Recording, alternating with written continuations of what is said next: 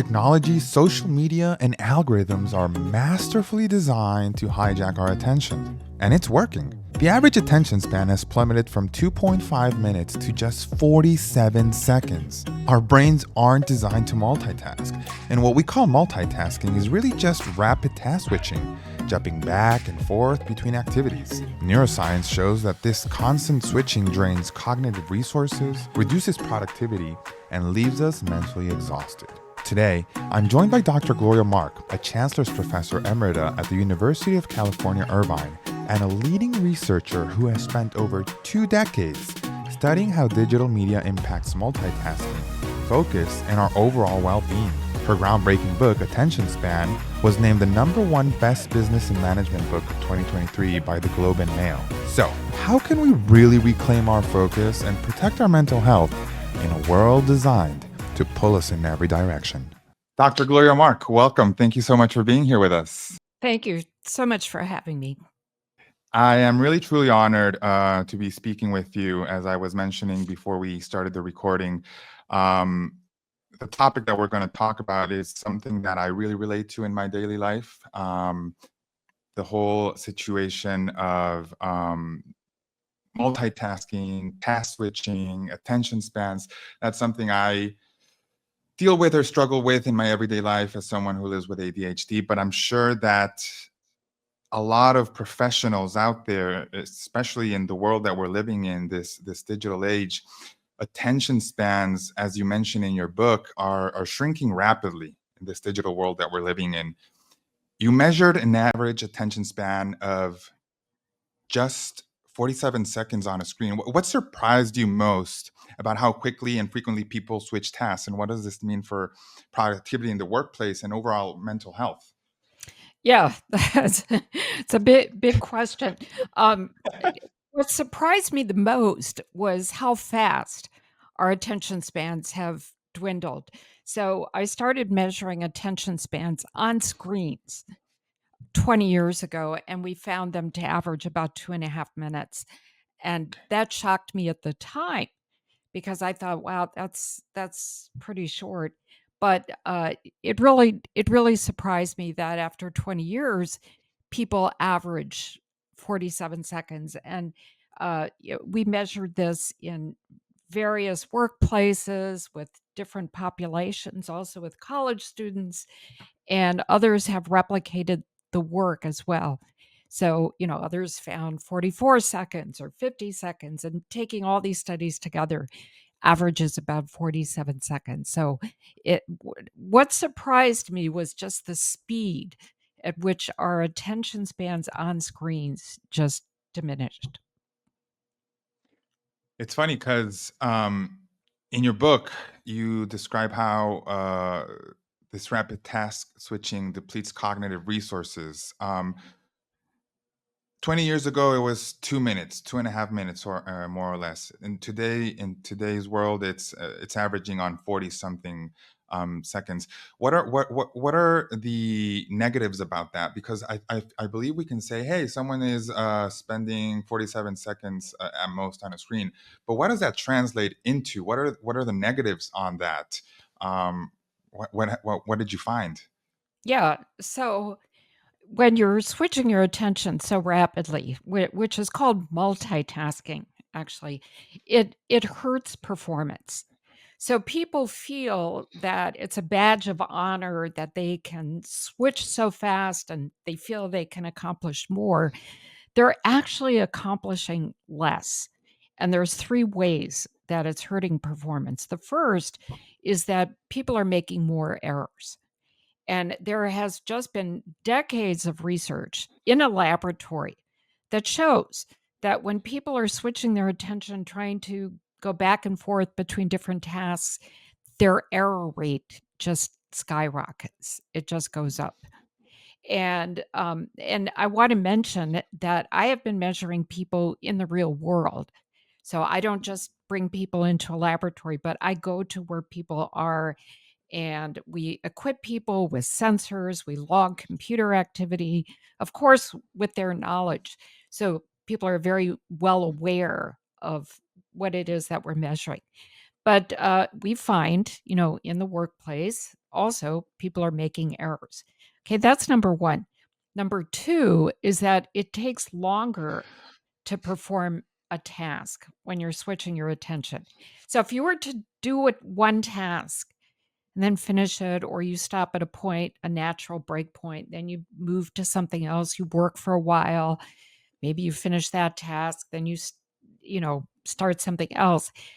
When you work sequentially like that, people actually complete things faster. But when you're switching, you start working on one task, switch to something else, switch back to the first, switch to a third, it takes people longer to accomplish any of those individual tasks. And the reason is that it's called a switch cost. And a switch cost is the additional time above and beyond the actual time it takes to do the work. The switch cost is the time it takes to reorient to any Okay. new task. You have to figure out, where was I? What information was I using? That that's extra time. And the third reason, the nail in the coffin, is that it increases stress.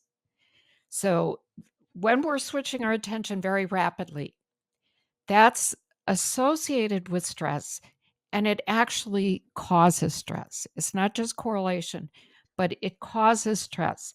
So in the workplace, we've had people wear heart rate monitors so that we can measure their stress. It's called heart rate variability. And we see the exact time that they're switching on their screen. They're switching between different tasks. And we see that when their switching rate goes up, their stress goes up.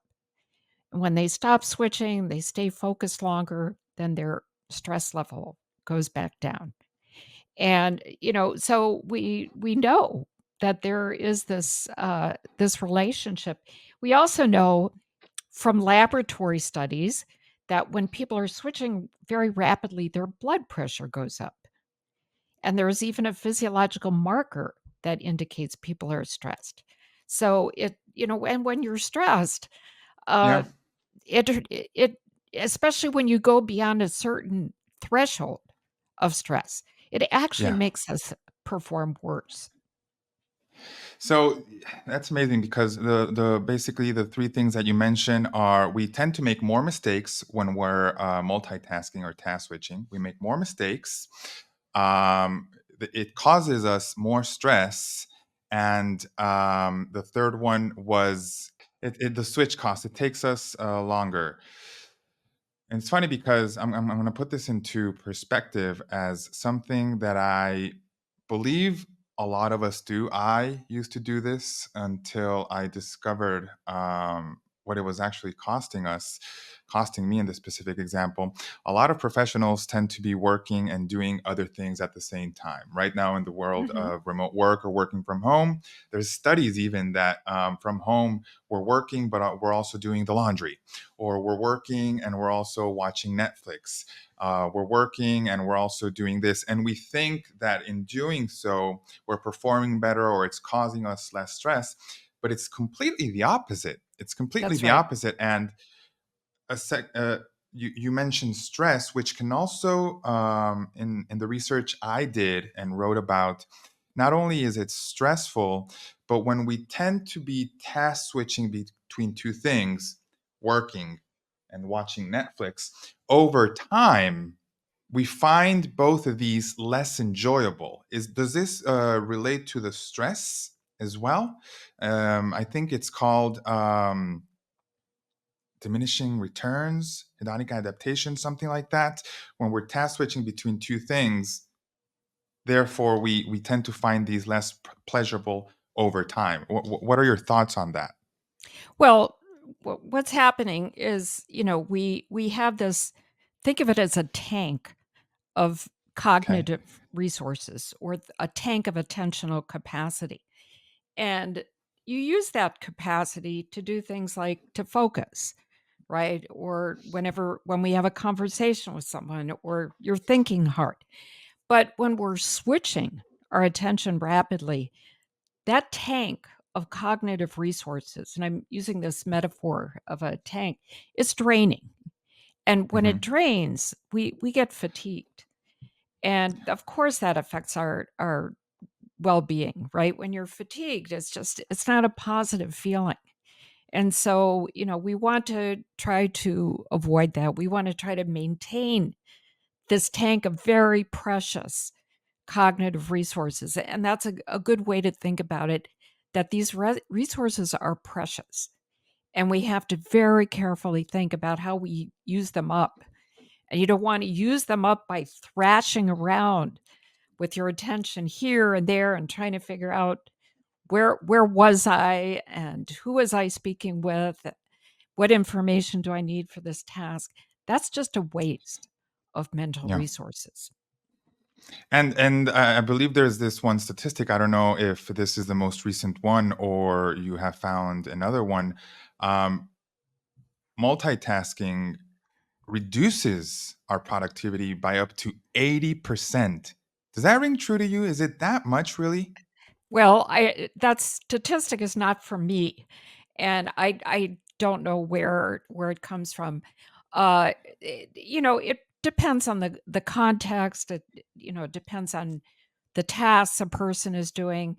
But it I does reduce performance and productivity at some point.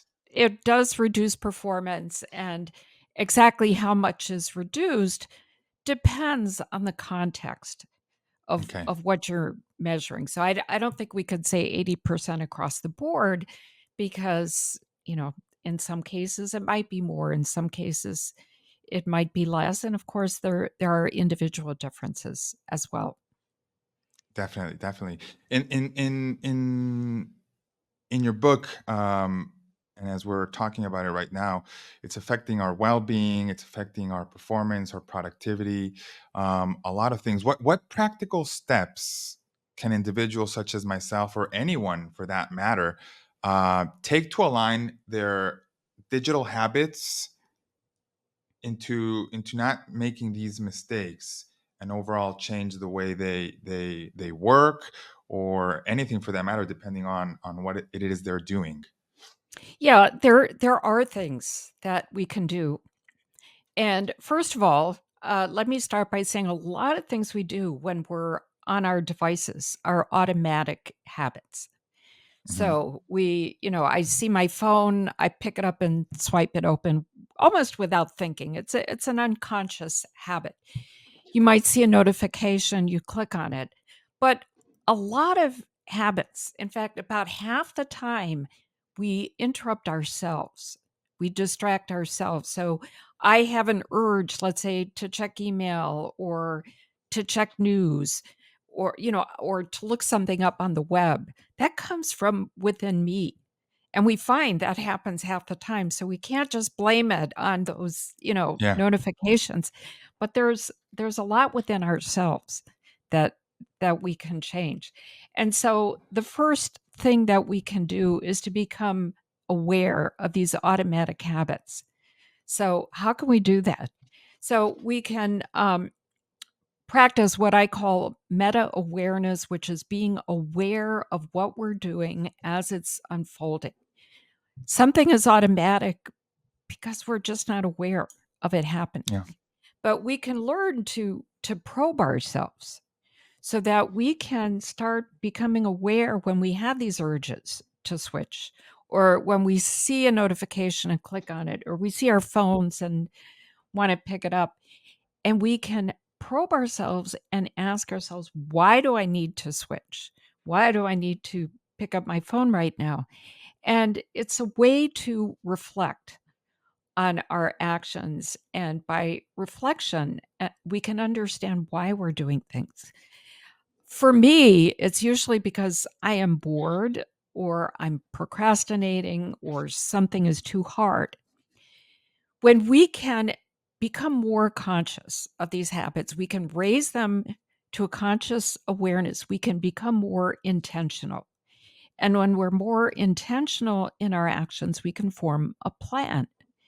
And so my plan is usually, hey, okay, I'm not going to go on the web right now, but I'm going to spend 20 more minutes and I'm going to finish working on this outline, right? And after 20 minutes, I'll take a break. Hopefully I'll get up and move around. So that's one thing we can do is meta awareness. Another thing we can do is to be aware of when we're mentally fatigued. Okay. And so I talked about this metaphor of having this tank of attentional resources. When these resources drain, we get fatigued, and there's a part of our mind that just does not work very efficiently to be able to filter out distractions, and that's called executive function. Okay. And we rely on executive function to keep us on track and to make sure we don't go off in different directions. But when we're tired, this part of our brain just can't do its job very well. And so it's not doing Yeah. this heroic ability of helping, it's like this knight that's battling off the distractions. It just can't do that. And so the important thing to do, and again, we can do it by probing ourselves, is to be aware of when we're fatigued or starting to be fatigued and take a break. And the best break is to get up, move around, Walk to get outside, some fresh air. walking outside is the absolute best break we can take. And research shows that 20 minutes in nature can really Yeah. reset people. There's Yeah. something about the multi stimulation of being outside in nature. There's different sights and sounds and smells, and um, it can reset us, and we can come back. And I've done research that shows people can be more creative Yeah. after a 20-minute break in nature. Okay, so there's mental fatigue. Another technique is very good to apply if you're a person who has impulses to go on the web or go on social media or read news. And you can do this by coming up with a visualization of yourself at the end of the day, your future self. Imagine your future self at the end of the day and imagine two things. Where do you want to be? What do you want to be doing? And how do you want to feel? And so I imagine myself, let's say 7 o'clock, I want to be lounging on the couch. I want to be relaxing. And how do I want to feel? I want to feel fulfilled that I completed my work. And the last thing I want to be doing is still working on that deadline. And I have been there. I have been working through 11 p.m., midnight, Oh yeah. trying to catch up on deadlines. But if you have this visualization of yourself, it can really help keep you on track. It really works. And, it works really well for me. And other people have told me as well that it works.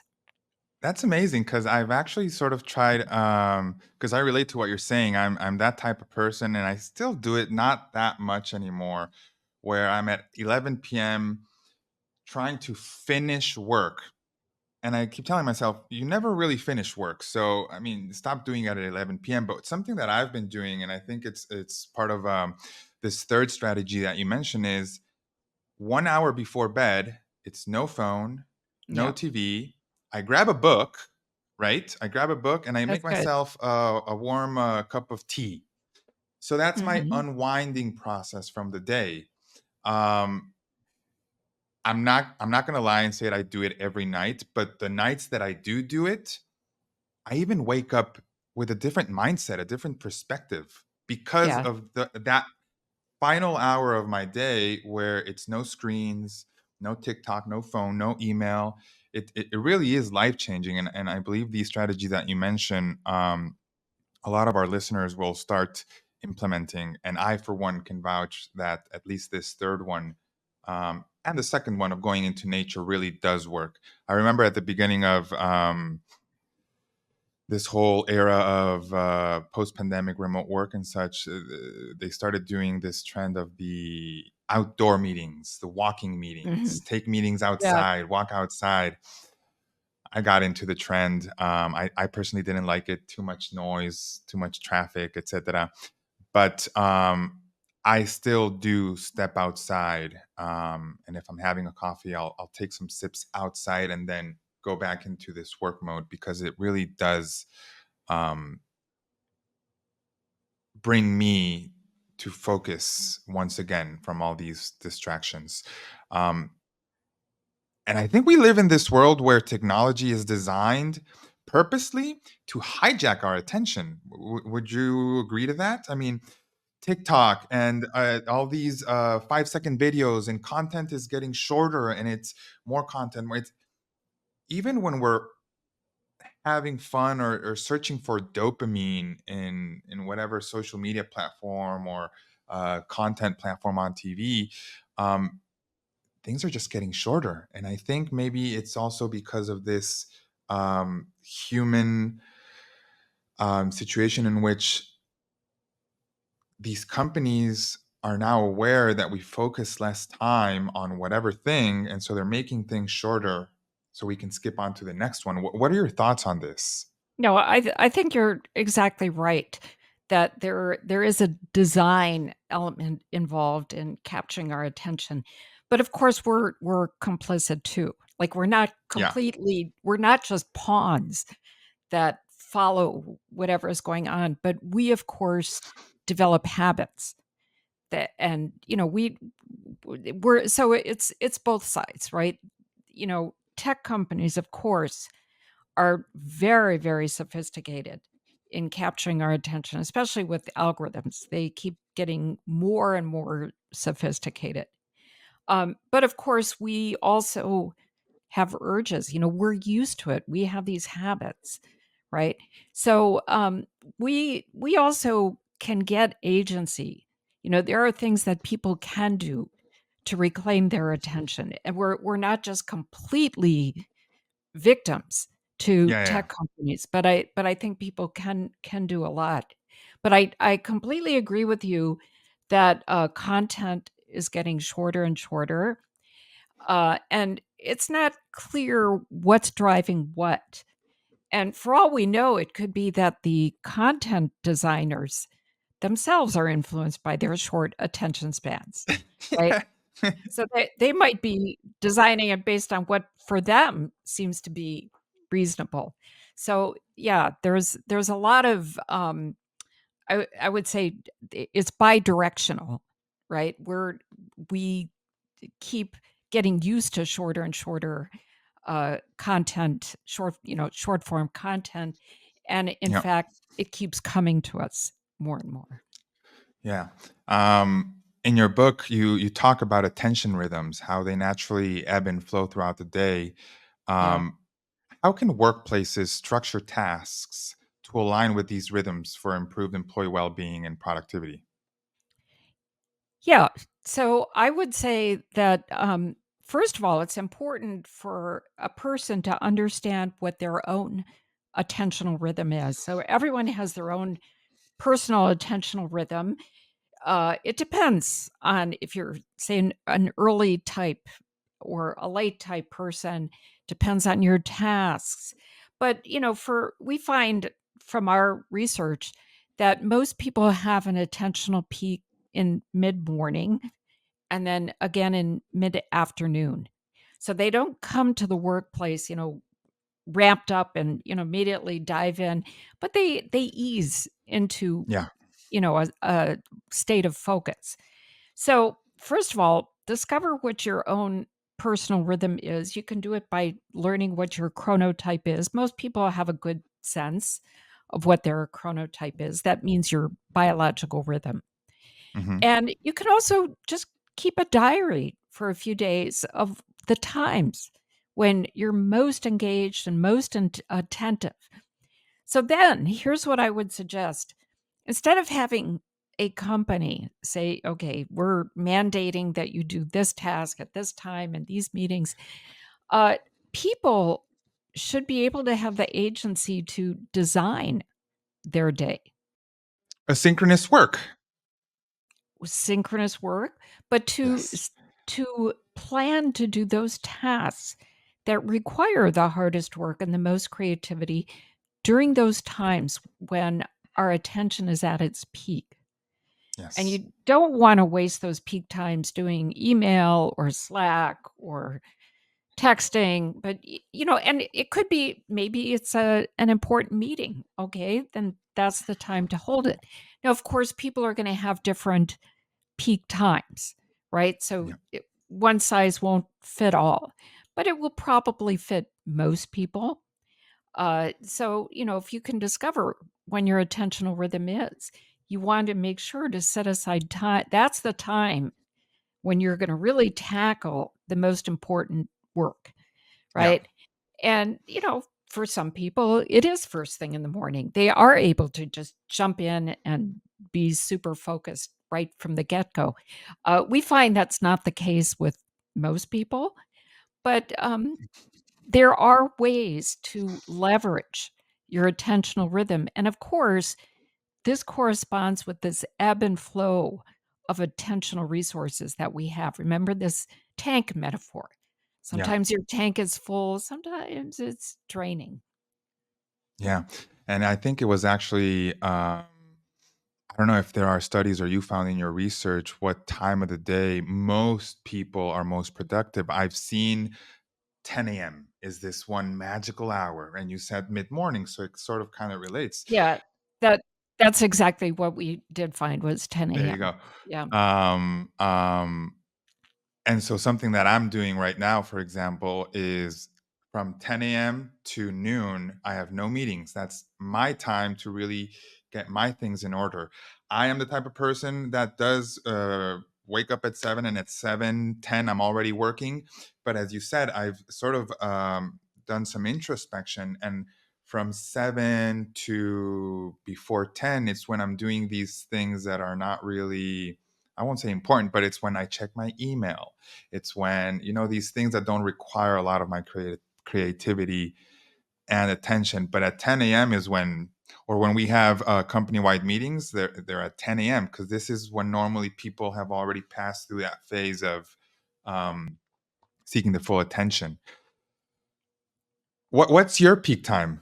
When are you most productive and creative? Yeah, for me, it is actually around 10 AM. Yeah. So I start my day doing smaller tasks, and the reason I do them is to get them off my plate, Yep. because if I Check. don't, I'm gonna keep ruminating about these Yes. Yeah. tasks Yeah. Yeah. and Yeah. keep thinking, "Ah, I still have to get to this email, or I still have to do that."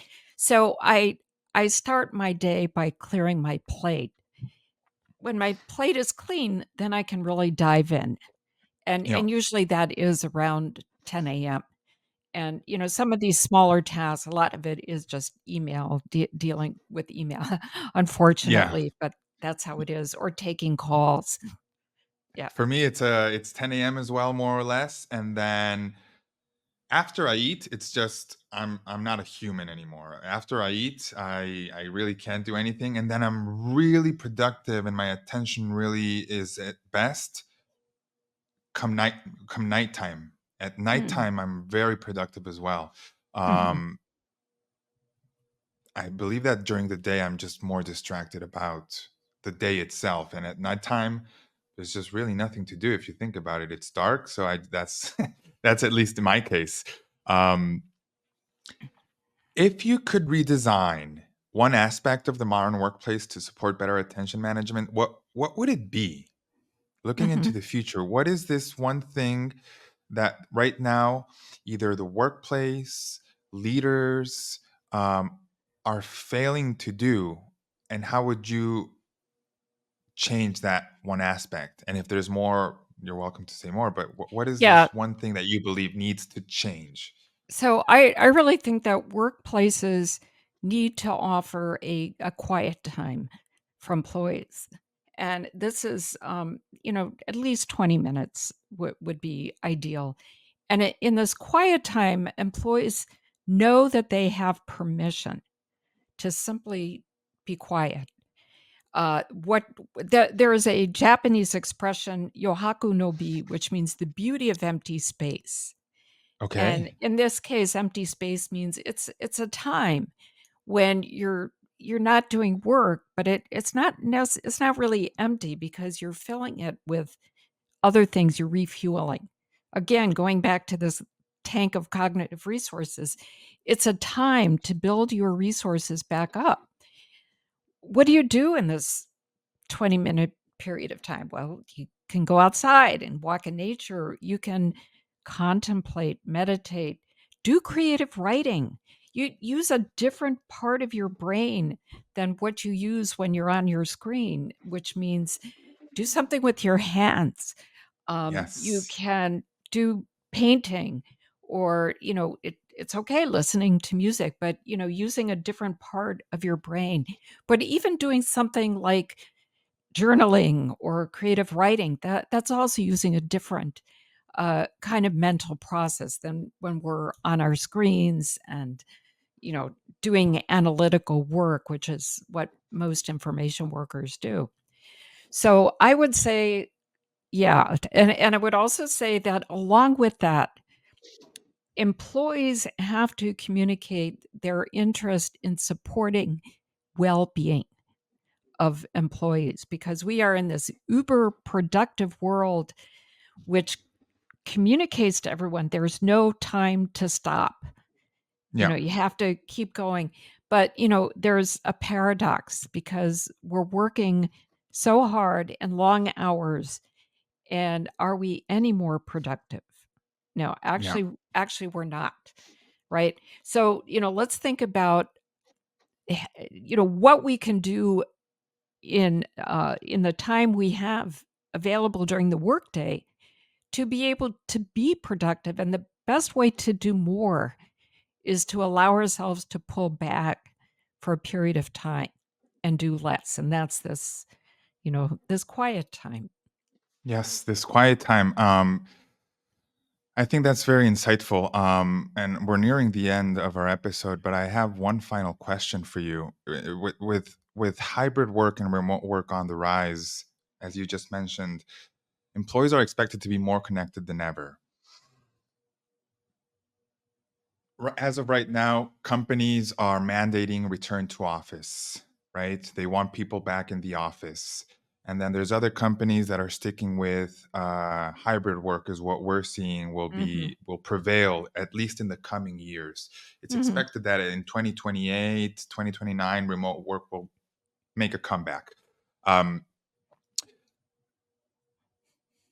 are you for remote and hybrid work, or do you lean more towards office work? And when as were speaking about attention and productivity, where do you believe that employees really can manage that themselves and be more productive? Hmm. So I am a supporter of hybrid work, and here's why. So I do think it's important for employees to have that face to face connection with other people. They need that social connection. We also find, we've done a study where we find that motivation is very different when people are working remotely compared to when they're working in the office.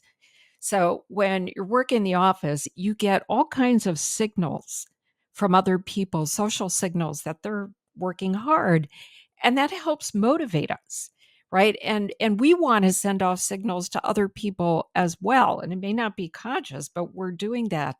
And we want to signal, hey, I'm with you. I'm working hard as well.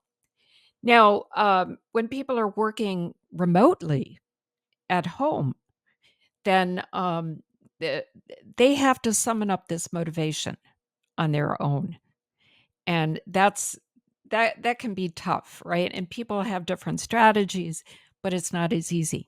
Now, why do I not advocate going into work every day? Because there is stress involved. There's the stress of commuting, right? And so you're relieving people of some stress, and you are helping people with better work life balance when employers can allow people to spend at least a couple of days a week at home. Dr. Gloria Mark, it's really been a pleasure having you here, and this conversation has been very enlightening, and I'm sure our audience will um, apply these strategies to really be aware of what we're doing in the workplace and where our attention is going to, and be more conscious of this tank, which I love that metaphor that you provided. Um, is there anything else that you would like to add before we go? I will ensure that our audience and within our episode and our episode page, they're able to get your book, which I found very interesting, and I think it's a very good read for all of you listeners out there. Um, anything else you would like to add before we take off? I do have a Substack where I write weekly about this very Oh, topic, and it's called The Future of Attention. And I think the listeners would be interested to look at that. for sure. So Yes, you can find me on Substack, The Future of Attention. the future of attention, and we'll be sure to link that as well. Once again, thank you so much, and I wish to talk to you again soon. Okay, thanks very much, Daniel. If it's impacting the future of work, it's in the Future of Work podcast by allwork.space.